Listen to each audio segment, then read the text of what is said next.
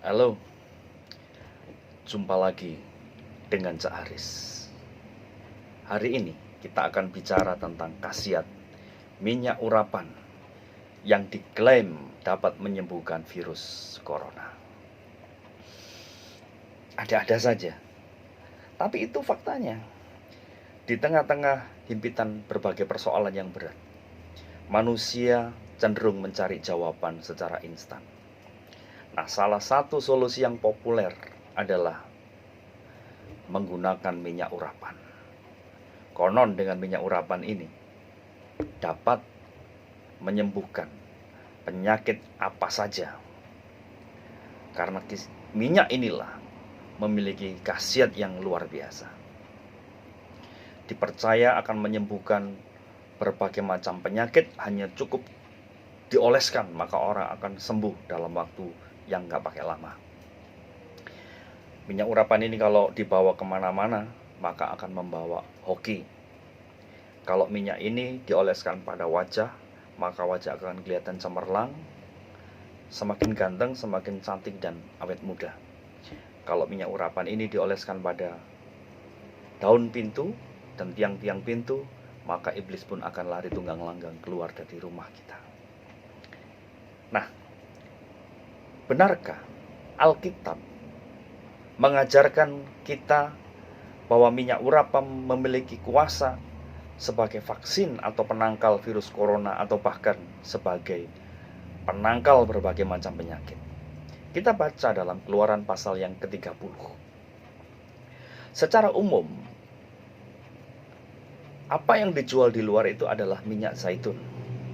Tapi memang benarlah bahwa secara umum minyak yang dipakai waktu itu adalah minyak zaitun yang berfungsi sebagai kosmetik, sebagai parfum, sebagai bahan bakar lentera, sebagai minyak rambut, bahkan sebagai alat perdagangan barter. Juga sebagai minyak oles untuk pengobatan. Namun secara khusus, minyak urapan juga diajarkan dalam Alkitab. Karena barang-barang yang akan dipakai oleh Tuhan harus dikhususkan pemakaiannya. Seperti di tabernakel, maka mezbah, bejana pembasuhan harus dibasuh dengan minyak urapan. Sebelum imam, nabi, raja dilantik, maka mereka juga harus dilantik dengan memakai minyak urapan. Dalam Keluaran pasal 30 ayat yang ke-33 ada satu larangan. Minyak urapan ini dibuat secara khusus dengan bahan yang khusus, dikerjakan oleh orang yang spesial, pembuat rempah. Jadi bahan baku minyak urapan ini bukan hanya minyak zaitun saja, tetapi minyak zaitun, kayu manis, mur, tebu, dan kayu teja. Itu diatur tata caranya, bahan bakunya, takarannya, pemakaiannya, penggunaannya, bahkan pelarangannya. Tidak boleh dipalsukan oleh orang awam atau dipakai oleh orang awam sembarangan. Jadi praktek pemakaian minyak urapan itu difungsikan yang pertama untuk acara ritual keagamaan dan seremonial kenegaraan untuk pelantikan raja, nabi, dan imam. Jadi sama sekali bukan untuk tujuan kesembuhan ilahi. Tapi Anda bertanya, bagaimana dengan minyak yang dipakai untuk mengoleskan orang yang sakit pada perjanjian baru dalam Yakobus pasal 5 ayat 14? Yuk kita baca. Kalau ada seorang di antara kamu yang sakit, baiklah ia memanggil para penatua jemaat, supaya mereka mendoakan dia, serta mengoleskannya dengan minyak dalam nama Tuhan. Ada dua hal yang dijelaskan oleh penulis. Yang pertama, faktor doa itu menjadi faktor yang lebih dominan dari faktor minyak. Ayat 13-16, sedikitnya kata doa itu diulang 4 kali. Kemudian pemakaian kata mengoleskan itu berbeda dengan kata mengurapi. supaya mereka mendoakan dia serta mengoleskan dengan minyak, bukan mengurapi. Teks mengoleskan dengan minyak menggunakan bahasa Yunaninya aleipo. Itu adalah minyak secara umum. Kalau minyak itu dipakai secara khusus untuk mengurapi, harusnya menggunakan kata krio, minyak urapan. Nah, kata aleipo ini adalah kata yang sudah umum pada abad yang pertama. Dalam praktek sehari-hari, orang meminyaki rambut, melulur tubuh, membalsam dengan minyak dan anggur, itu hal yang wajar untuk kepentingan pengobatan. Namun kata krio itu terbatas, karena kata ini mengandung pengertian religius, mengandung unsur tindakan Tuhan untuk mengkhususkan orang atau barang yang akan difungsikan sebagai alatnya.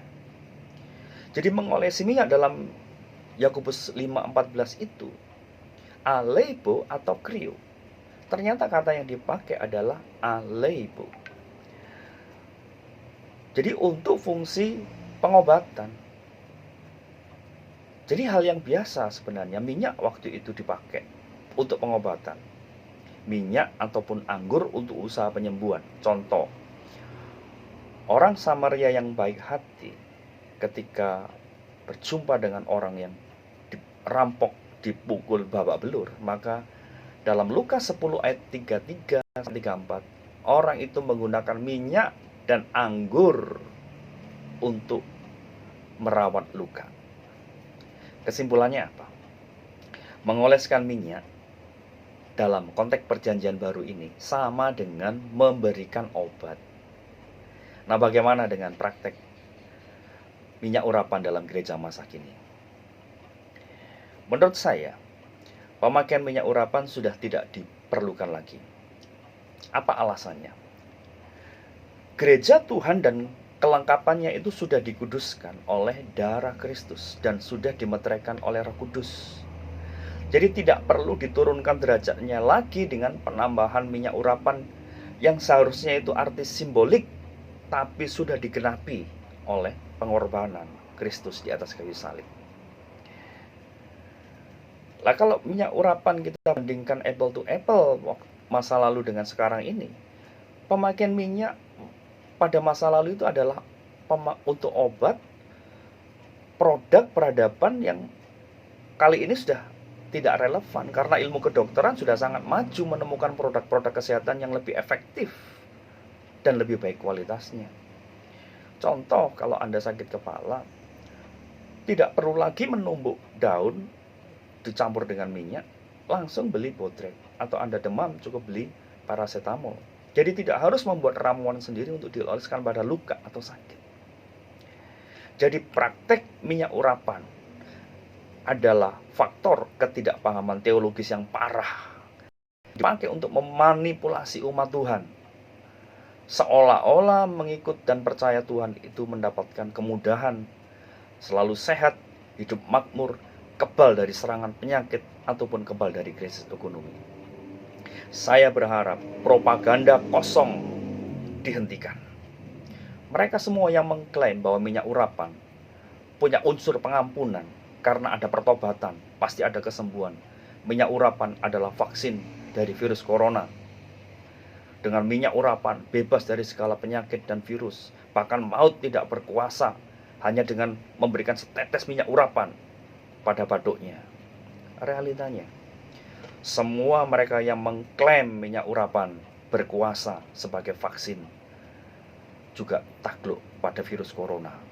Klaim minyak urapan mereka tidak terbukti. Suara kenabian mereka omong kosong. Pengajaran mereka ternyata adalah bujuk rayu manis yang menambah daftar kepahitan orang-orang yang sedang dilanda kesulitan besar. Korban positif COVID-19 di dunia ini sudah mencapai 2 juta lebih. Haruskah Anda menggunakan vaksin minyak urapan sebagai penangkalnya? Saya lebih memilih setia, mempercayai kasih setia Tuhan yang selalu bekerja walau di tengah goncangan COVID-19. Saya percaya Tuhan sekali-kali tidak akan membiarkan engkau. Tuhan sekali-kali tidak akan meninggalkan engkau.